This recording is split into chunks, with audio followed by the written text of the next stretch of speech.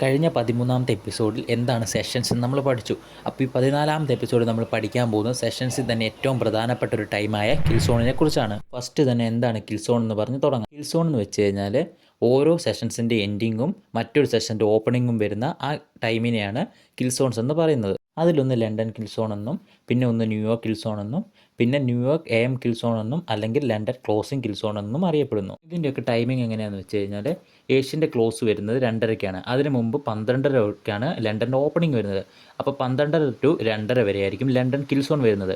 അതേപോലെ തന്നെ ലണ്ടൻ്റെ ക്ലോസ് വരുന്നത് 9:30-ക്കാണ്. ന്യൂയോർക്കിൻ്റെ ഓപ്പണിംഗ് വരുന്നത് 5:30-ക്കാണ്. അപ്പോൾ 5:30 to 8:30 വരെ ആയിരിക്കും ന്യൂയോർക്ക് കിൽ സോൺ എന്ന് പറയുന്നത്. 9:30-ക്കാണ് ലണ്ടൻ ക്ലോസ് ചെയ്യുന്നത്. പക്ഷേ നമ്മളൊന്ന് ഫിൽട്ടർ ചെയ്ത് ഒരു ബെറ്റർ ടൈമായിട്ടാണ് 5:30 to 8:30 വരെ കിൽ സോണായിട്ട് പറഞ്ഞത്. പിന്നീട് വരുന്നത് ന്യൂയോർക്ക് AM കിൽ സോൺ, അല്ലെങ്കിൽ ഇതിനെ ലണ്ടൻ ക്ലോസിംഗ് കിൽ സോൺ എന്നും പറയും.